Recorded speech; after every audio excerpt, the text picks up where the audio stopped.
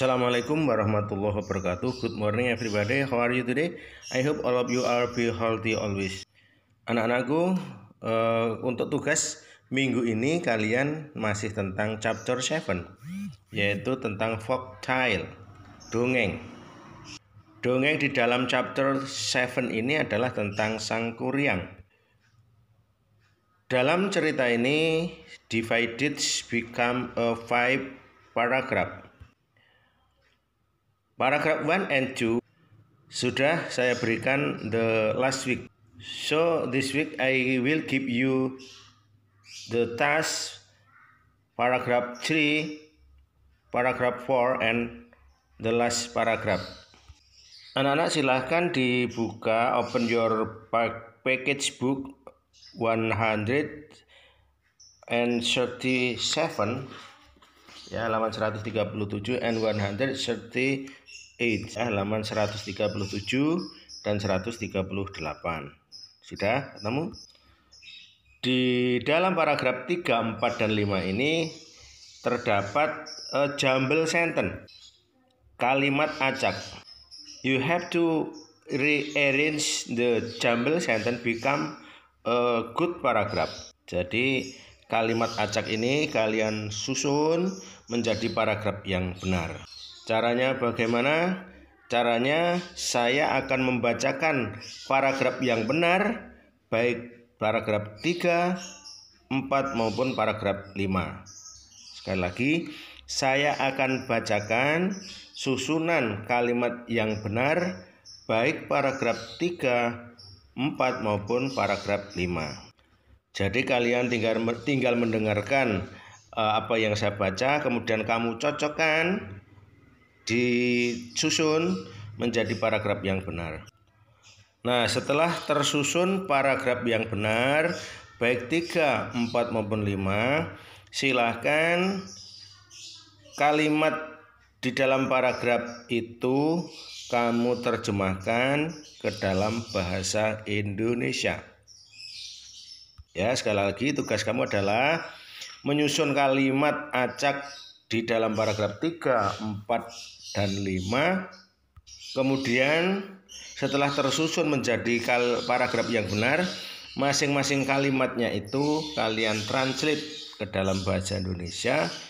Kamu terjemahkan ke dalam bahasa Indonesia paragraf 3, 4, dan 5.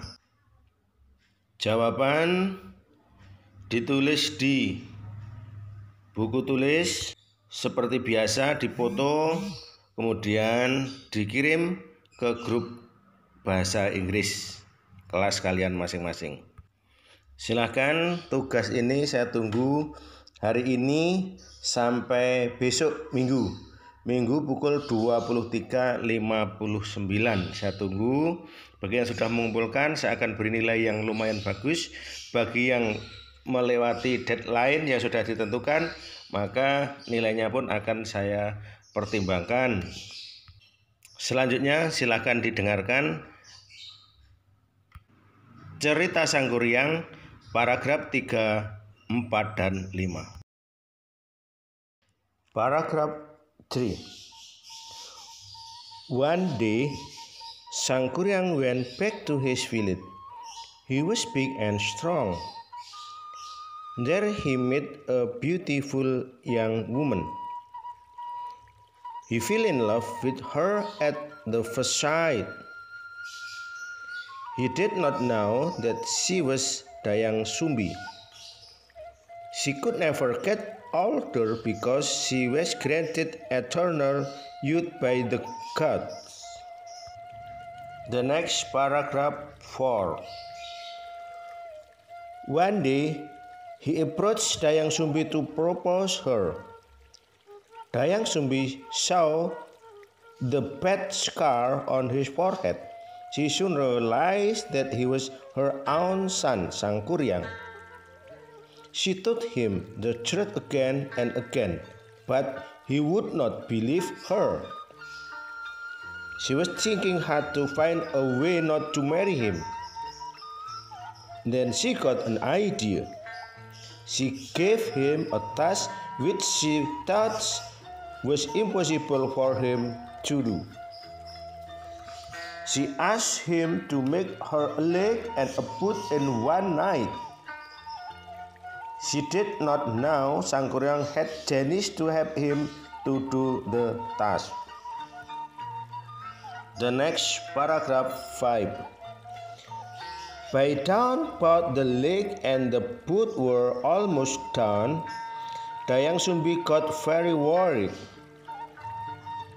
She was thinking hard again to find a way to foil him. Then she had an idea. She asked the people in the village to burn the woods in the east, so that the light made all the cook in the village crow. The Chinese thought that the morning was almost broken. They ran away as fast as they could, leaving the boot unfinished. Knowing Dayang Sumbi cheated him, Sangkuriang got very angry. He kicked the boot so hard that it went upside down. It is known as Mount Tangkuban Perahu. Silahkan bagi yang kurang jelas bisa diulang dan diulang sampai jelas sehingga kamu menjawabnya dengan benar. Thank you. Selamat mengerjakan. Assalamualaikum warahmatullahi wabarakatuh.